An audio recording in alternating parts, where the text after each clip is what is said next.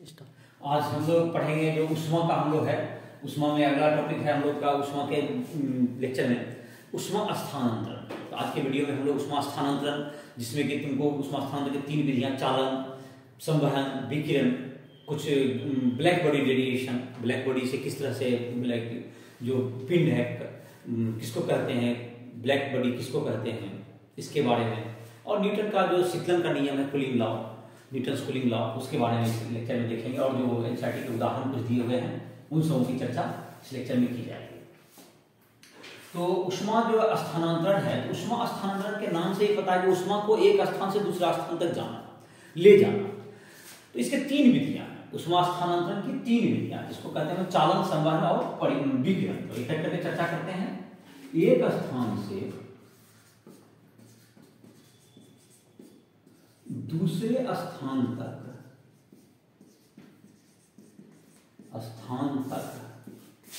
ऊष्मा के संचरण की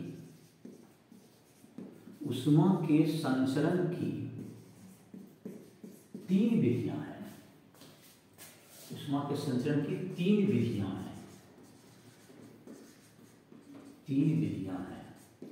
नंबर पहला या ए कह सकते हैं, चालन। चालन का हो गया कंडक्शन।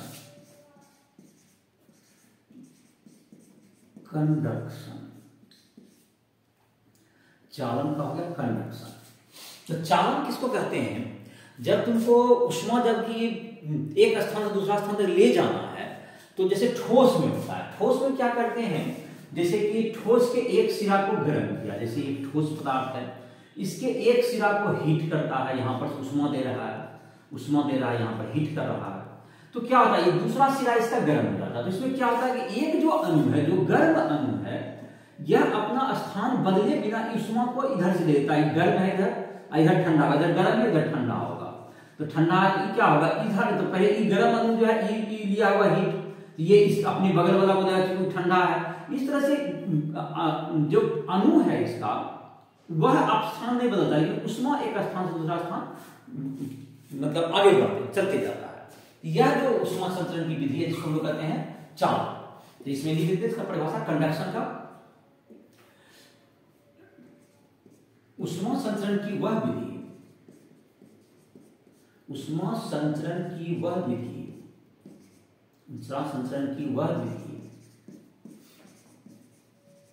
जिसमें अणु अपना स्थान परिवर्तन किए बिना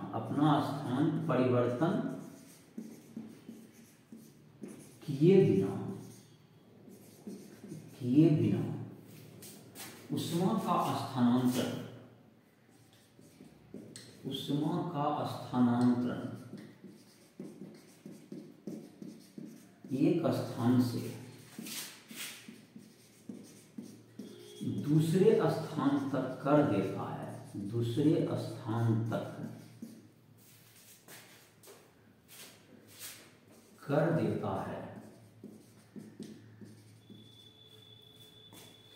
चालन कहलाता है।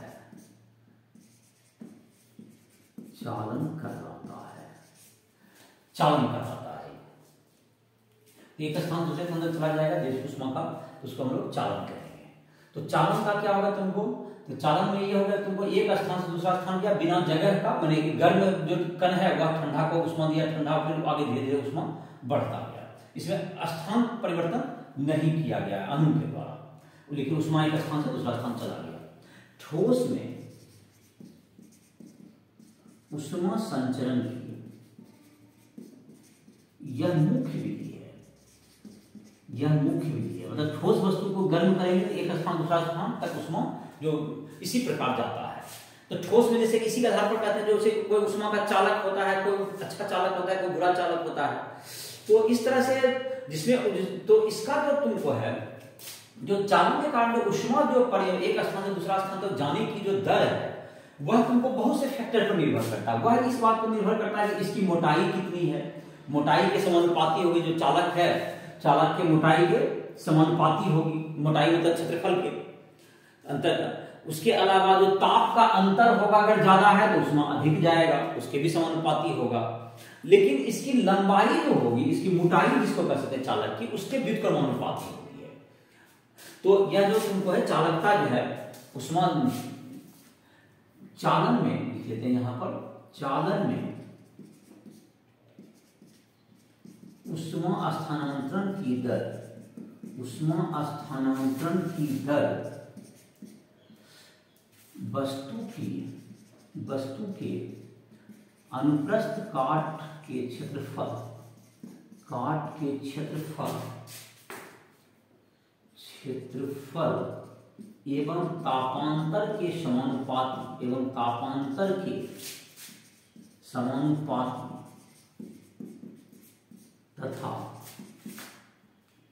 तथा वस्तु की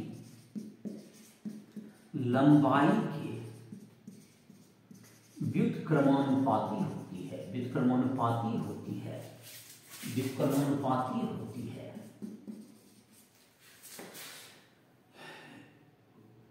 यदि t समय में h उष्मा स्थानांतरित होती है तो उष्मा प्रवाह की दर h बटे टी समानुपाती किसके हो गया a, और समानुपाती T1 माइनस T2 तापांतर, और inversely proportional to 1/n।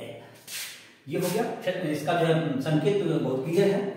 h बटे टी, a हो गया अनुप्रस्थ काट का क्षेत्रफल, तापांतर मतलब ये गर्म तरफ का ताप T1 है, ठंडा का ताप T2 है, तो उसके समानुपाती होगा, और लंबाई L है तो उसके व्युत्क्रमानुपाती होगा। तो ये तुम्हारा हो गया लंबाई के लिए व्युत्क्रमानुपाती हो गया, और क्षेत्रफल के समानुपाती, और तापांतर के भी समानुपाती होगा। तो चलो इसको मिटा करके फिर से इसको आगे डिस्कशन बढ़ाते हैं इसका। h बटे टी क्या हो गया, उष्मा प्रवाह की दर। अगर t समय में h उष्मा गया है तो उष्मा प्रवाह की दर क्या हो गया, h बटे टी।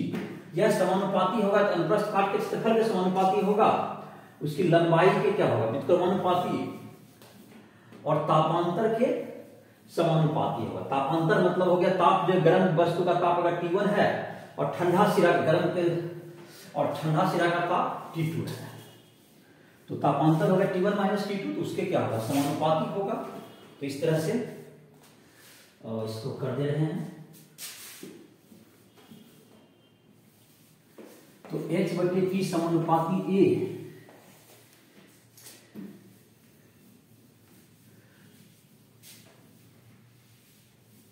h बटे टी समानुपाती a समानुपाती T1 माइनस T2 व्युत्क्रमानुपाती L।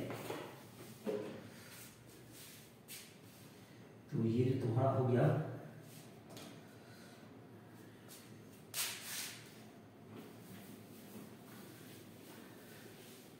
तो तीनों समानुपाती था, उसको एक जगह करते हैं। अगर तीनों समानुपाती को अगर एक जगह कर दें तो क्या हो जाएगा, h बटे टी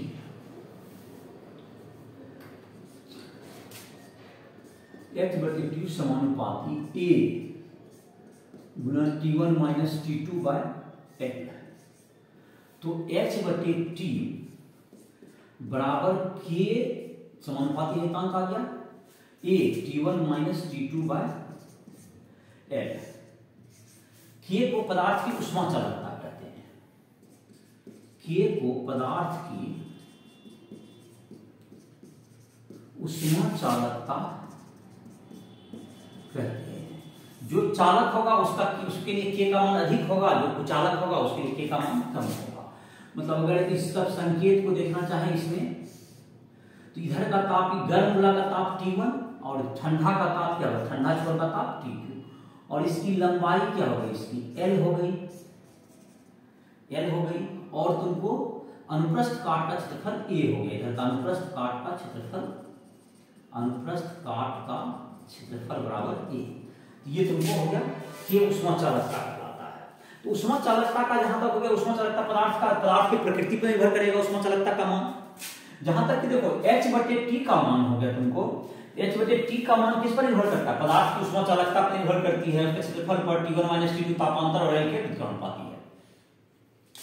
K का मान तुमको नियत होता है, जैसे एक पदार्थ ले तो वो नहीं बदलेगा, क्योंकि उस क्षेत्रफल बदलोगे तो हीट बदल जाएगा। मतलब अगर इसे बहुत सा विकल्प पूछा जाता है, ऊष्मा चालकता किस पर निर्भर करती है, उसमें से वो विकल्प रहेगा क्षेत्रफल पर, लंबाई पर, तापांतर पर।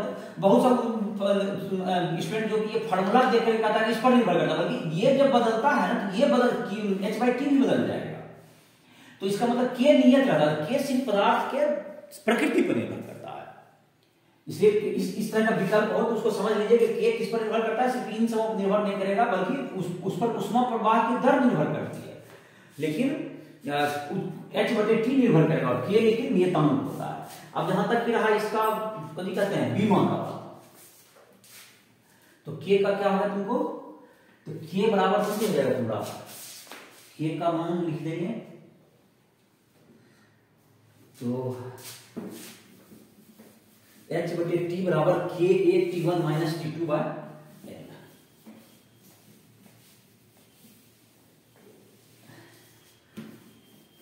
अब है तुमको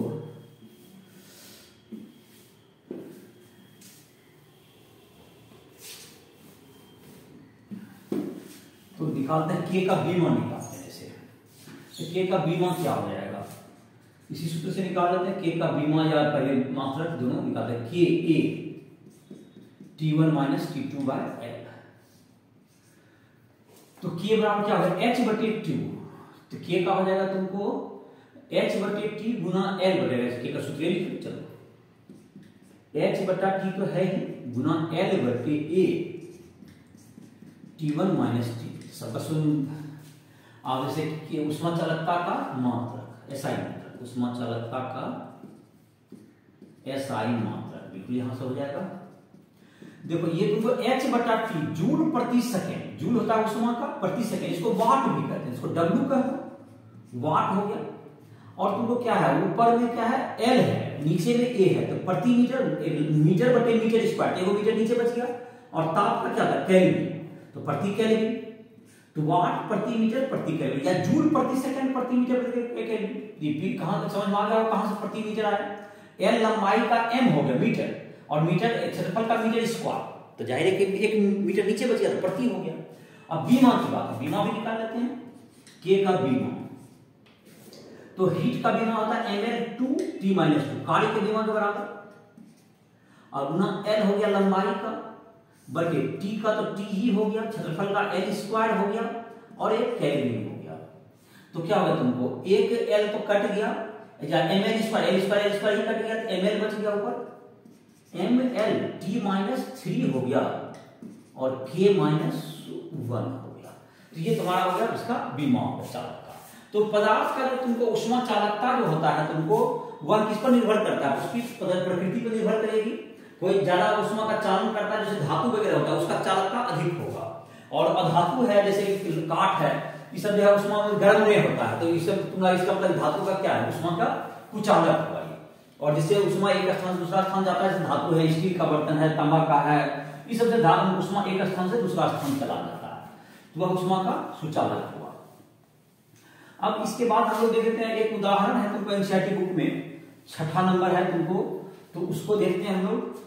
तो उसमें है तुमको दिया हुआ कि जैसे कि दो छड़ दिया हुआ है, एक स्टील का है और एक तांबा का है।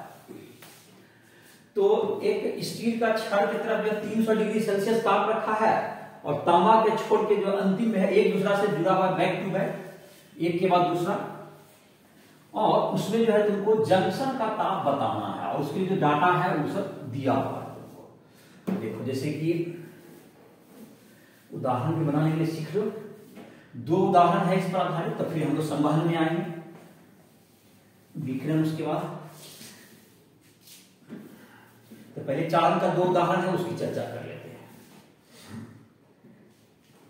दो उदाहरण है चालन का, एनसीईआरटी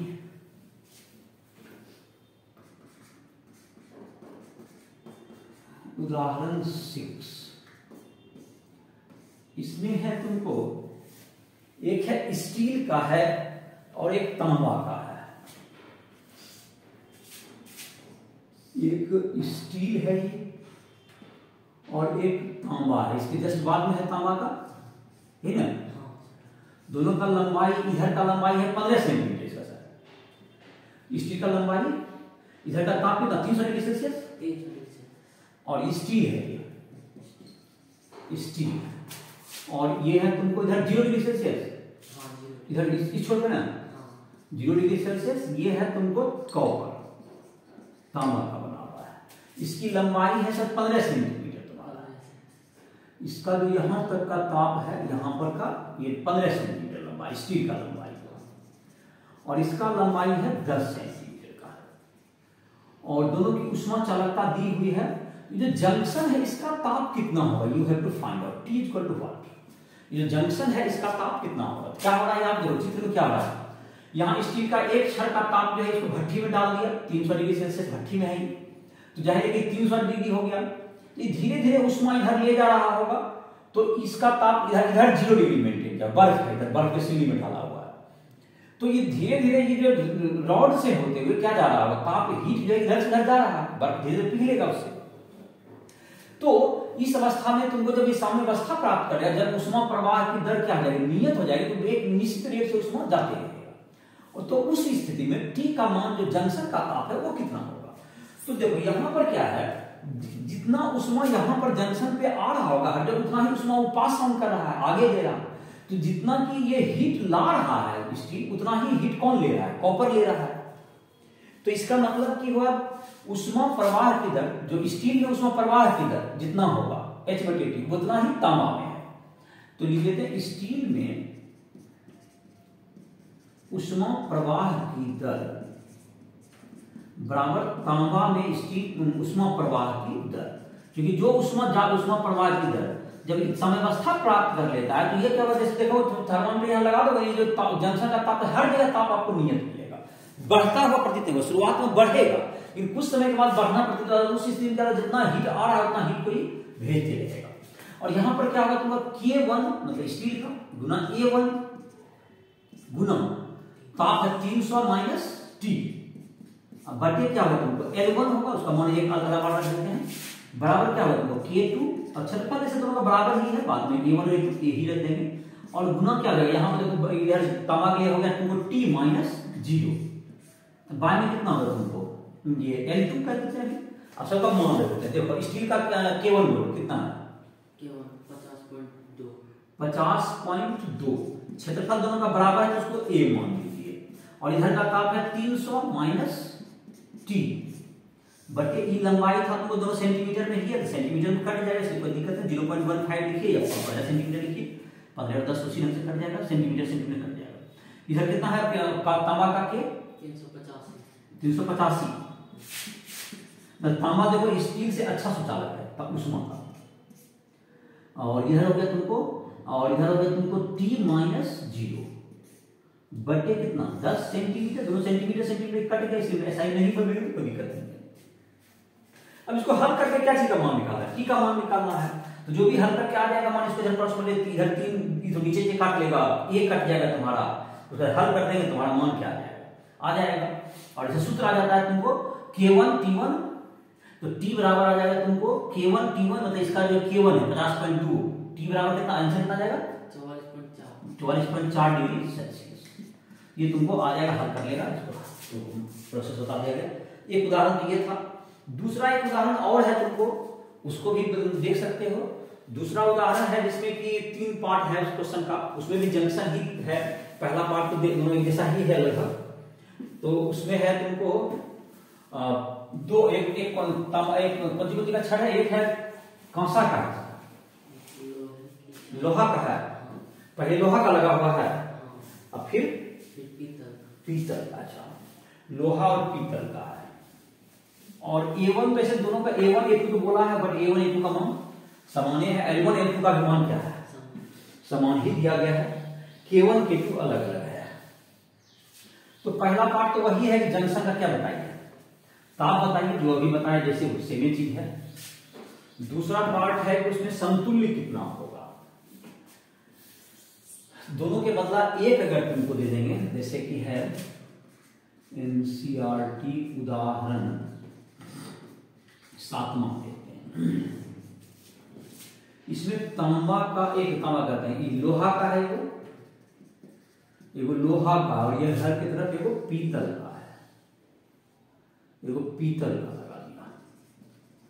तो जैसे कि तुम्हारा K1 K2 यहां था, तो अभी भी जो मान था तुम्हारा क्या चीज K1, पहला पार्ट का उत्तर जो ताप निकालना है K1 इंटू A1 इंटू इधर का ताप कितना लिखा हुआ है, इधर ताप 373 के लिए, इधर 300 और इधर 273 के लिए। बर्फ में है, मतलब कि गर्म जो होता है भाप है, यहाँ भाप है मतलब जल वाष्प में, यही बर्फ, उसमें 300 डिग्री था, इसमें कम है। तो जितना हीट इधर से आएगा उतना हीट इधर से क्या होगा, जाएगा, सेम चीज है दोनों। तो इसमें के का मान तुमको दिया हुआ, लोहा का दिया हुआ है K1 मतलब इसको करें K1 कितना है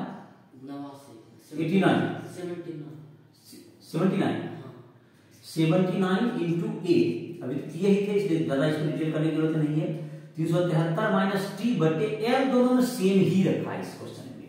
ऐसे L1 L2 तो मान लिखा है शुरू में, A1 A2 भी लिखा है, बट उसमें भी सेम है। पीतल का बोलो के पीतल का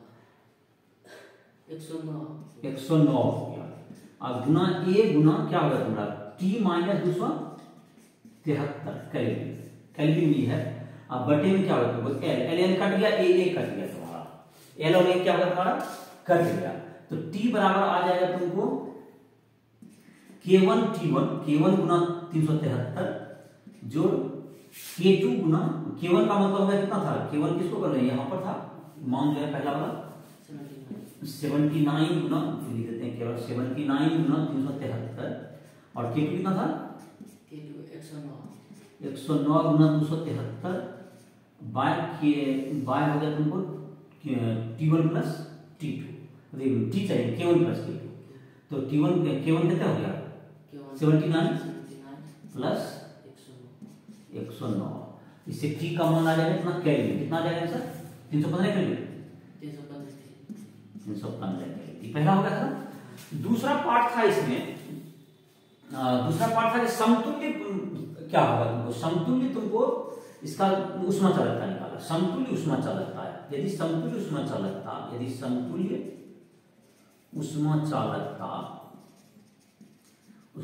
के हो तो तुम्हारा जो जैसे लंबाई होता है ना, लंबाई जैसे हो गया तुम्हारा L1 प्लस L2 बटे K बराबर L1 बटे K1 प्लस L2 बटे K2, ऐसा तुम्हारा ये सूत्र होता है, सूत्र हो जाएगा तुम्हारा इसका। तो ये प्रवाह के अंदर बाकी से तो सेम रहेगा T1 T2, उसी के बीच में लगाएंगे वो। तो अब जैसे यहां पर क्या हो जाएगा तुमको, इसको जहां पर मान निकालेंगे तो यहां पर तुमको L तो बराबर है, यहां पर जो सूत्र हमारा था L प्लस L बटे K बराबर L बटे K1, हमारे क्वेश्चन में बटे L बटे K2, तो L प्लस L 2L हो गया, तो 2 बटे K बराबर 1 बटे K1 जो 1 बटे K2, इसमें K1 K2 का मान देकर K का मान निकालेंगे, तो 2 बटे K बराबर 1 बटे 79 है, वो कितना 109, 1 बटे 79 जो 1 बटे 109, इससे हम लोग को K का मान आ जाएगा, K कितना आ जाएगा हल करके 91.6 वाट पर मीटर पर कैलोरी, ये तुमको आ गया इसका। तीसरा पार्ट है ऊष्मा प्रवाह की दर क्या होगी। ऊष्मा प्रवाह की दर का मतलब H बटे T, तो जैसे T हम लोग निकल ही जाएगा। तीसरा पार्ट है H बटे T निकालना है, ऊष्मा प्रवाह की दर बराबर क्या था तुम्हारा K1 गुना A1 गुना 373 कैलोरी माइनस 315 कैलोरी है पहला से, अब बटे क्या चीज L1।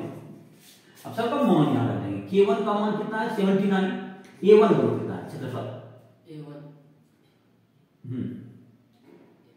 0.02 स्क्वायर, और 373 में तो 315 चला गया तो 58 बचा, 315 नहीं 273 में होगा इंटू 58 बटे लंबाई था कितना 10 सेंटीमीटर था ना, लंबाई 10 सेंटीमीटर होगा है L1 L2 0.1 या 0.1 मीटर वही होगा, यही हो गया। तो तीसरा पार्ट का आंसर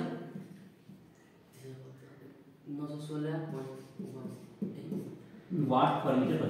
अब जैसे ये जो है के का भी टोटल लेके चलेंगे ना, अगर मतलब जैसे कि जो के ये वाला लेके चलेंगे तब हमको देना पड़ेगा टी 373 माइनस 215 273। तो तीन तरीका से ये बन सकता है। ये ऊष्मा प्रवाह की दर है ना, उसको तीन तरीका से हम लोग बना सकते हैं। एक तो लोहा से बना सकते हैं, एक हम लोग पीतल से भी बना सकते हैं, और एक संयुक्त जो निकाले इससे भी बना सकते हैं लोग। तो अगर हम इससे बनाएंगे तो के ए और एल का मान तुमको देना पड़ेगा, तब 0.1 नहीं देकर के 0.2 देना पड़ेगा एल का मान, और तब देना पड़ेगा लंबाई 373 माइनस 273, डायरेक्ट पूरा बन जाएगा। तो तीन तरीका से उसको, तीसरा पार्ट को तीन तरीका से हम सॉल्व कर सकते हैं।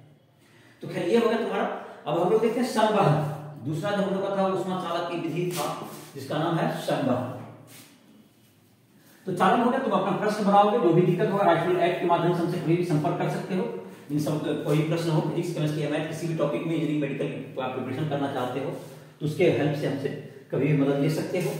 तो इसके बाद जो हम लोग ऊष्मा स्थानांतरण का जो दूसरा तुमको विधि है उसके लिए हम लोग पढ़ेंगे, जिसका नाम है तुमको ऊष्मा स्थानांतरण का पहला विधि हम लोग अभी देख रहे थे, जिसमें कि जो ठोस में तुमको ऊष्मा जो है बिना किसी क्या कहते हैं कण के एक्चुअल एक स्थान से दूसरे स्थान तक स्थानांतरित हुए ऊष्मा का स्थानांतरण क्या जाता है, हो जाता है। जबकि अगर पानी गर्म करते हैं किसी बर्तन में, किसी बर्तन में अगर हम पानी गर्म कर रहे हैं या हवा जो वायुमंडल में गर्म होता है, तो देखते हो कि हवा ही एक स्थान से दूसरे स्थान तक जाते रहता है। या बर्तन में जब पानी गर्म करते हैं देखते हैं कि पानी का एक क्या होता है, एक स्थान से दूसरा पानी उबल करके ऊपर से नीचे क्या होते रहता है। यह उसमें भी ऊष्मा जो है नीचे पर, जब चूल्हा पर कोई बर्तन चढ़ा है तो पहले नीचे वाला पानी गर्म होता है, फिर वो पानी अपना स्थान बदल लेता है, देखता होगा, और धीरे धीरे कहां जाता है, तब वो फिर ऊपर जाता है, और इस प्रकार से क्या होता रहता है, ऊपर नीचे होते होते सारा पानी गर्म हो जाता है। तो यह जो ऊष्मा संचरण की विधि है इसको हम लोग कहते हैं, इसको हम लोग कहेंगे संवहन। ये संवहन ऊष्मा जो विधि हो गई इसका नाम हो गया संवहन। संवहन हो गया दूसरा नंबर।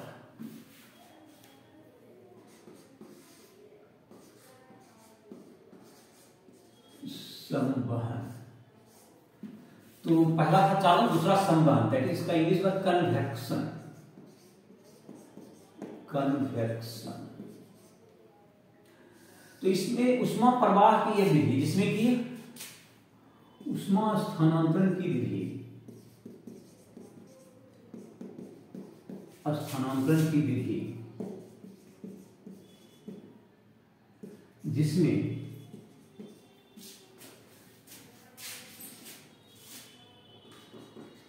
जिसमें बस अणु अपना स्थान बदल लेते हैं। जब द्रव या गैस को गर्म किया जाता है तो गर्म अणु हल्का होने के कारण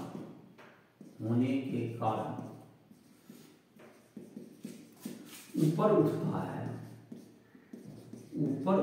है तथा उसके स्थान पर ठंडा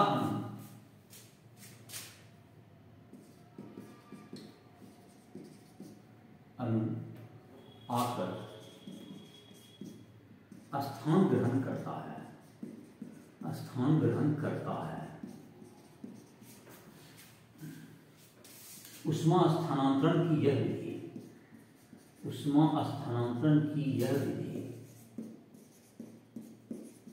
संवहन कहलाती है। यह विधि संवहन कहलाती है। तो यह विधि संवहन कहलाएगा। जैसे इसमें क्या हो रहा है, देखो, जैसे कि कोई चीज को गर्म किया, जैसे इसको और थोड़ा सा डिटेल में समझें बढ़िया से।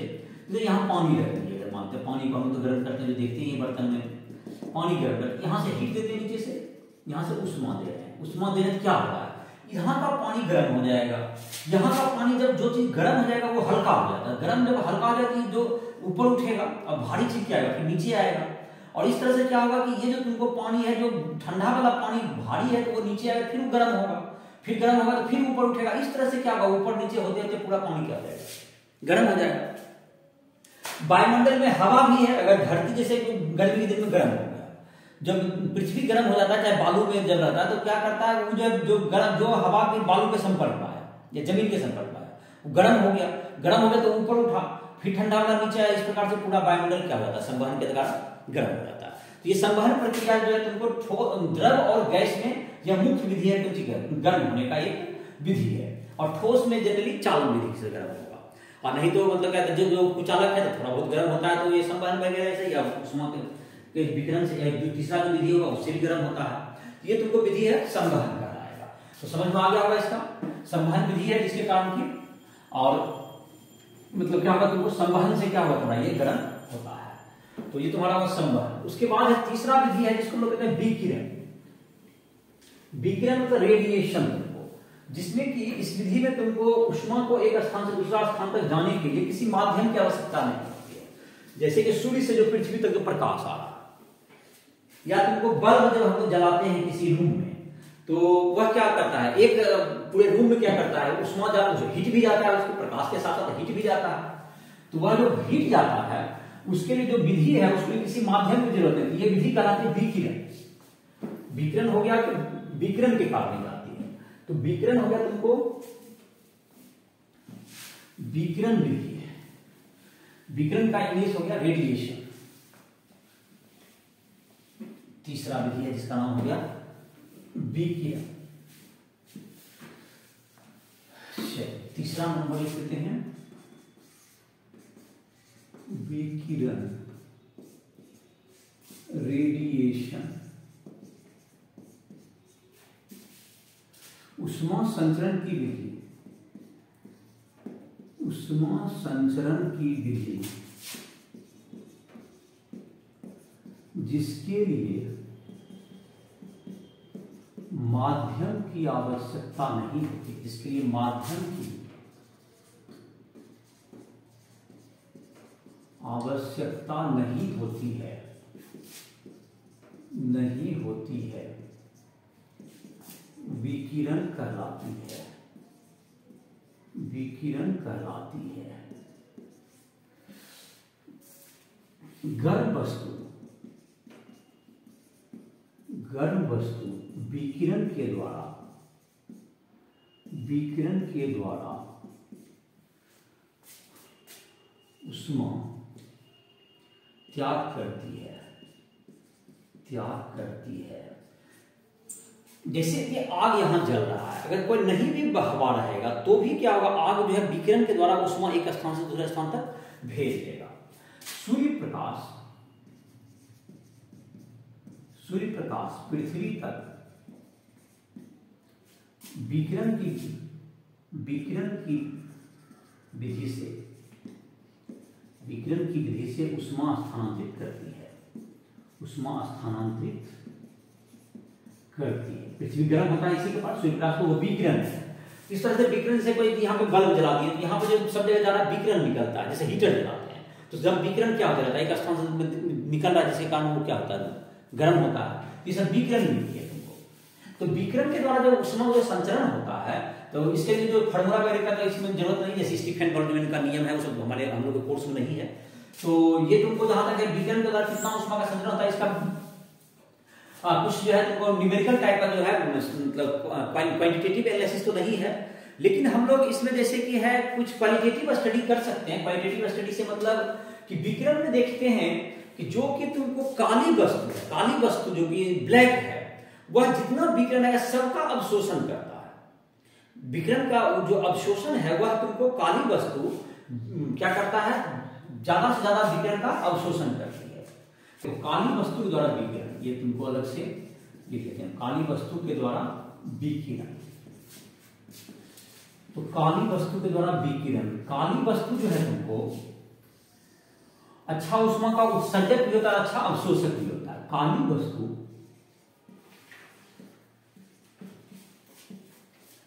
जो विकिरण के द्वारा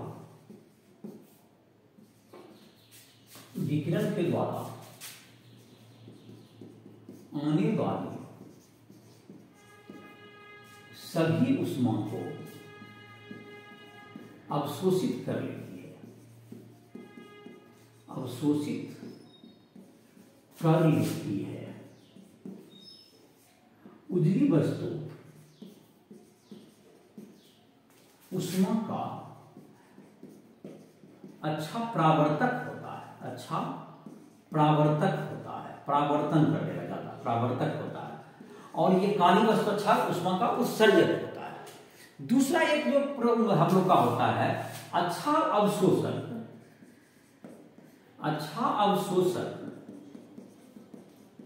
अच्छा उत्सर्जक भी होता है, अच्छा उत्सर्जक भी होता है, अच्छा उत्सर्जक भी होता है। अच्छा अवशोषक अगर है तो अच्छा उत्सर्जक भी होगा। तो जैसे कि तुमको काल यहाँ वस्तु है, अच्छा उत्सर्जक होता है। इस बात को देखो कैसे प्रमाणित करते हैं। यहाँ पर एक काली वस्तु ले लो, ब्लैक बॉडी ले लो, ब्लैक बॉडी, और यहाँ पर एक तुमको व्हाइट बॉडी ले लो, व्हाइट बॉडी जो प्रावर्तक होगा अच्छा, ये व्हाइट बॉडी, उजली वस्तु व्हाइट बॉडी। तो इससे क्या होगा कि इसमें तुमको अगर यह अच्छा ज्यादा से ज्यादा ऊष्मा पड़ेगा तो इसको क्या करेगा, अवशोषित करेगा, यह ज्यादा से ज्यादा प्रावर्तन कर देगा।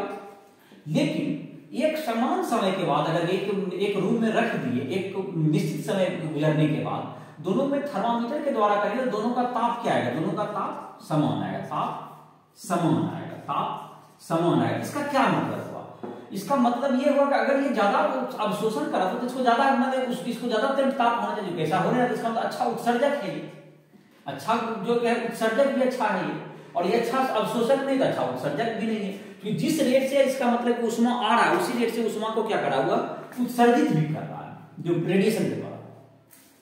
इसलिए हम लोग कहते हैं कि अच्छा वस्तु जो उत्सर्जन करता है वो अच्छा क्या होता है। इसी उदाहरण के द्वारा जैसे परीक्षा में अगर प्रश्न आया, अच्छा वो अवशोषक अच्छा उत्सर्जक होता है, तो इसको इस उदाहरण के द्वारा तुम इसको बता सकते हो, इस उदाहरण को समझा दोगे बढ़िया से कि मतलब एक गर्म वस्तु लिए, एक काला वस्तु लिए, एक उजला वस्तु लिए रूम में, एक ही रूम में रख दिए और दोनों का ताप एक समय के बाद हम लोग देखते हैं कि समान है। तो चूंकि काली वस्तु अच्छा अवशोषक है तब भी, लेकिन उसका ताप तो समान है, इसका मतलब वो अच्छा ज्यादा से ज्यादा ऊष्मा का वो उत्सर्जन भी कर रहा है, जबकि उजला वस्तु ज्यादा अवशोषण नहीं कर, ज्यादा उत्सर्जन भी नहीं किया। इस बात से यह निष्कर्ष निकलता है कि जो अच्छा ऊष्मा का अच्छा अवशोषक होता है वो ऊष्मा का अच्छा उत्सर्जक भी होता है। इसके आधार पर क्या कर सकते हैं, इसको समझाओ, 2 नंबर 3 नंबर में आएगा तो इसी को समझा करके लिख दो परीक्षा में। तो ये तुम्हारा था काली वस्तु के द्वारा विकिरण का। और काली वस्तु क्या होगा, जैसे ब्लैक बॉडी करते हैं, जो कि तुमको सारी जितना भी ऊष्मा है सबका क्या कर दे, अवशोषण कर दे, सारे विकिरण उसमें से कुछ भी नहीं कर सकते, विकिरण तक भी नहीं कर सकते, तो वह वस्तु काली वस्तु कर रहा है, सबको अवशोषित कर लेता है। ये ब्लैक बॉडी हो गया। और तुमको दूसरा है, तुमको अब हम लोग का एक पढ़ेंगे न्यूटन का शीतलन, न्यूटन का शीतलन। चलो तो इसको लिख लेते हैं, न्यूटन का शीतलन नियम, Newton's law of cooling, Newton's law of cooling, cooling. किसी गर्म वस्तु के द्वारा, किसी गर्म वस्तु के द्वारा ऊष्मा, किसी गर्म वस्तु के द्वारा ठंडे वातावरण में, ठंडे वातावरण में ऊष्मा क्षय की दर उस वस्तु के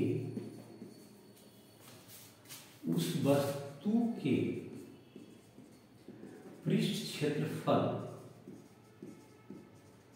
एवं गर्म वस्तु के ताप एवं गर्म वस्तु के ताप तथा ठंडे वातावरण के ताप के, ठंडे वातावरण के ताप के अंतर के समानुपाती होता है, समानुपाती होता है। तो जैसे कि तुमको है ऊष्मा क्षय की दर में तुमको यदि dt समय में dq ऊष्मा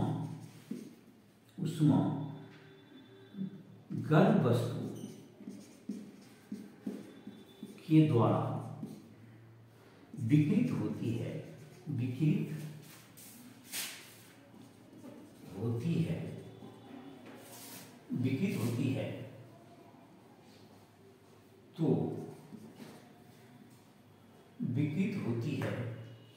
तो ठंडे वस्तु के द्वारा क्या होगा तुमको, तो dq by dt dh by dt समानुपाती a और समानुपाती t माइनस t नॉट, ठंडे वातावरण का ताप, ये होगा t नॉट, और t हो गया तुमको गर्म वस्तु का ताप, और समानुपाती हो गया t माइनस t नॉट, गर्म वस्तु का ताप, ये हो गया। तो dh बाई dt समानुपाती a ब्रैकेट में t माइनस t नॉट, तो dh बाई dt बराबर k a t minus t not, ये t minus t not dh by dt बराबर। और इसी बात को इसी को थोड़ा आगे बढ़ाया होगा, इसका जो कैलकुलेशन को आगे बढ़ाना होगा, तो यहाँ तक लिख लिया होगा। न्यूटन का शीतलन नियम में तुमको dh बाई dt बराबर k a और t माइनस t नॉट, तो इसको थोड़ा सा और कैलकुलेशन को आगे बढ़ाएंगे इंटीग्रेशन के द्वारा तुमको, तो इसको थोड़ा सा साफ कर लिया जाए। तो तुमको है dh बाई dt तुमको जो था, तो ऊष्मा यदि वस्तु का द्रव्यमान m एवं विशिष्ट ऊष्माधारिता s हो और dh ताप ऊष्मा से उसके ताप में कमी dt हो,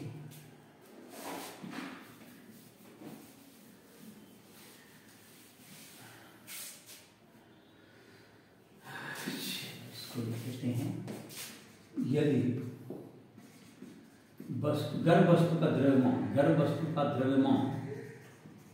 m एवं विशिष्ट ऊष्माधारिता s हो, तो dh ऊष्मा से उसके ताप में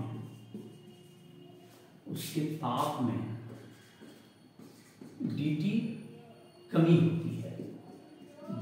कमी होती है, तो ये हो जाएगा minus ms dt by dt बराबर ka t minus t naught, ka t minus t naught. तो ms क्या होगा तुमको dt by t minus t naught बराबर minus ka by ms into dt। और इसका ताप अगर 0 से t समय में अगर घट करके हो गया तुमको T1 से T2 तक, मतलब घट पहले ताप था इसका T1 और बाद में घट के हो गया तुमको T2, तो ये हो गया तुमको T1 से T2 तक इंटीग्रेशन हो गया, ये हो जाएगा तुमको minus dt by t minus T naught, ये T1 से लेके T2 तक हो गया बराबर ka by ms minus minus इधर रखिए, ठीक है, और इसका इंटीग्रेशन तो हो गया t 0 से t, ऐसा हो जाएगा तुमको t। इसका इंटीग्रेशन क्या हो जाएगा, इसका इंटीग्रेशन लॉग आ जाएगा, इसका हो जाएगा log e t minus T not, और इसका हो जाएगा माइनस भी है यहाँ पर, और यहाँ पे T1 यहाँ T2 हो गया बराबर k बटे ms इंटू स्मॉल t। और इसको लॉग में जब रख देंगे, इसको जो माइनस वगैरह करके रखेंगे, जैसे कि लॉग में माइनस में उल्टा हो जाता है, तो लॉग ई बेस पर आ जाएगा, तो ऊपर हो जाएगा तुमको T1 माइनस टी नॉट बटे T2 माइनस टी नॉट बराबर हो जाएगा तुमको ka बटे ms इंटू टी, ये तुमको फॉर्मूला हो जाएगा तुमको। और अगर लॉग बेस ई से 10 में रहे 2.303 से गुणा कर देते हैं, ये तुमको न्यूटन का शीतलन नियम है। इसी पर एक उदाहरण दिया हुआ है दोस्तों, तो लॉग वगैरह एक नहीं बनाएंगे, उसको एक सामान्य विधि से बनाएंगे, जैसे कि इसको उदाहरण को बताते हैं एनसीईआरटी उदाहरण में।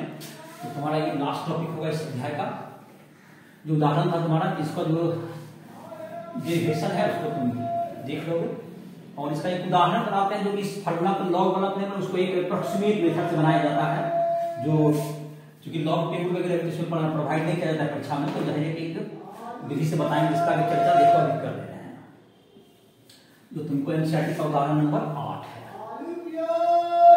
उसमें दिया हुआ है कि एक गर्म वस्तु है जिसका कि एक ठंडे वातावरण में रखा गया, जिसका ताप 20 डिग्री सेल्सियस है, और वह 2 मिनट में उसका ताप हो जाता है घट करके 94 डिग्री से लेकर 86 डिग्री तक। तो कितना समय में उसका ताप घट के 71 डिग्री से 69 डिग्री हो जाएगा। तो यही तुमको क्वेश्चन है, तो देखो इसको बनाते हैं। एनसीईआरटी उदाहरण 8। तो ये तुमको है कि गर्म वस्तु क्या किया तुमको, यह तुमको गर्म वस्तु से उष्मा निकल रहा है।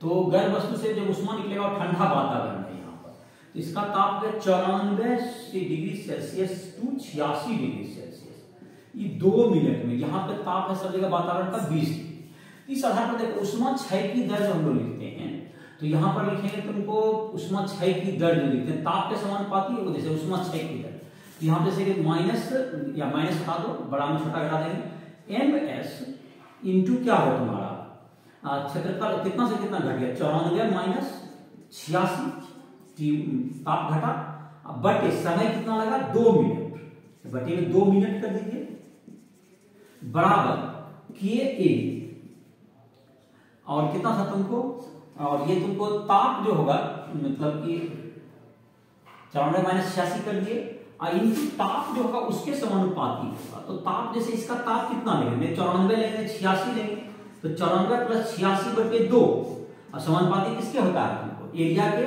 और साथ साथ किसका होता है मतलब ताप के अंतर। तो ताप तो एक बार कभी 94 रहा कभी 93 रहा, घटते घटते 86 हुआ, तो उसका औसत ताप ले लिया जाए। टी माइनस टी नोट था ना, तो टी नोट तो 20 डिग्री सेल्सियस है, तो टी नोट कितना है 20 डिग्री सेल्सियस। तो यहाँ पर जो ताप लिए इसलिए हमेशा घट बढ़ा, इसलिए इंटीग्रेशन करना पड़ता है हमको, लेकिन यहाँ पर अप्रोक्सीमेट मेथड हुआ कि 94 और 86 का क्या ले लीजिए आप, कभी 94 रहा 93 रहा 92 रहा, इसमें से घटते घटते कहां तक गया 86 तक। तो उसका टी का जो वैल्यू हमने 94 ले सकते हैं 86 ले सकते हैं, उसका क्या ले लीजिए आपको लगभग विधि में क्या लीजिए, इसको औसत लीजिए। तो अब तुमको यहाँ पर आ गया, तो इसको लिख लेंगे एन एस गुना 94 माइनस 86 हो गया 8 डिग्री सेल्सियस, 8 डिग्री सेल्सियस 94 में 86 गया तो 8 डिग्री सेल्सियस बटे कितना हो गया 2 मिनट, बराबर के ए गुना कितना हो गया, ये 94 86 तो 90 70 डिग्री सेल्सियस, ये कितना हो 70 डिग्री। पहला समीकरण हो गया तुमको। अब देखो इसी तरह दूसरी परिस्थिति में जिसमें हमको टी निकाला, दूसरी परिस्थिति में इसमें होगा एम एस, वस्तु तो वही है, उसका ताप आपको करना है 71 डिग्री सेल्सियस से 69 डिग्री सेल्सियस, ठीक है। और टाइम कितना लगेगा, टी मिनट में मान लीजिए, टी इन मिनट मान लीजिए, बराबर का के ए 71 डिग्री सेल्सियस जो 69 डिग्री सेल्सियस बाय 2 माइनस कितना हो जाएगा 20 डिग्री सेल्सियस, ऐसा कर देंगे हम लोग। तो इसमें तो दूसरा समीकरण बना दें थोड़ा सा ठीक ठाक करके, तो एम एस हो गया इंटू 2 डिग्री सेल्सियस हो गया ऊपर, बटे टी मिनट, बटे टी में मिनट, बराबर के ए, और 70 माइनस 20 कितना होगा 50 डिग्री सेल्सियस। ये समीकरण नंबर 2, 1/2 कर देते हैं, 2 मैंने इसको क्या कर देंगे, टी का हमको मान निकालना है, 1 में 2 से क्या कर देंगे हम लोग भाग कर देंगे, बस मेरा टी का मान क्या आ जाएगा निकल जाएगा। जैसे कि जगह तो फिर थोड़ा सा बना लेते हैं ऊपर, 1/2 कर ही देते हैं तुम्हारा, जैसे हल कर लोगे तो बना भी लोगे, कोई बड़ा बात नहीं है। 1/2 कर देते हैं, 1 में तुम्हारा था कितना एम एस था गुना 8 डिग्री सेल्सियस बटे 2 मिनट, ये था। जब ये भाग आएगा तो इधर टी मिनट आ जाएगा, टी इक्वल मिनट मतलब मिनट में नीचे चला जाएगा, ऊपर वाला कहां चला जाएगा तुम्हारा नीचे, और एम एस और गुना इधर कितना डिग्री सेल्सियस 2 डिग्री सेल्सियस हो गया, बराबर इधर था तुम्हारा के ए और गुना कितना था पहला में 70 और दूसरा में था के ए गुना 50, तो इससे 50 डिग्री सेल्सियस, इससे क्या आ जाएगा टी का मान आ जाएगा। कितना पी है सर? 0.7 मिनट में। ठीक है, तो 60 से गुना करेंगे 42 सेकंड, तो ये तुम्हारा उत्तर आ जाएगा। तो तुम समझ में आ गया होगा। इसमें क्या लेते हैं, जबकि कहता था ना तो तापमान माइनस ms जो न्यूटन का सूत्र नहीं होता, ms dt by dt, मैंने ms तो रहा वही, ताप में dt by dt में ताप में कितना अंतर है, 94/86/2 मिनट, ये अंतर हो गया, बराबर Ka गुना ताप का जैसे इधर 94 जो 86/2 कर देते, उसका मतलब क्या औसत लेकर बना देते। अब माइनस वातावरण का ताप तो भी हमेशा नियत रहेगा, क्योंकि थोड़ा सा गर्म वस्तु से कोई वातावरण का ताप तो क्या नहीं होगा, उसमें कोई अंतर नहीं होता है। तो इस विधि से क्या कर सकते हैं, लोग बना सकते हैं। ये तुमको अध्याय इसी के साथ, ये तुम्हारा का जो लेक्चर है, तुम्हारा जो थ्योरी का वो समाप्त हो गया। जो एनसीईआरटी के उदाहरण में उसे भी बता दिया गया। और जो भी स्टूडेंट को दिक्कत हो किसी भी टॉपिक को समझने में, या तुमको कोई भी क्वेश्चन बना रहे हो एक्सरसाइज का या कोई कहीं भी, तो राइफल एक्ट के माध्यम से फिजिक्स केमिस्ट्री मैथ के लिए हमसे संपर्क कर सकते हो। इसी के साथ लेक्चर को समाप्त करते हैं।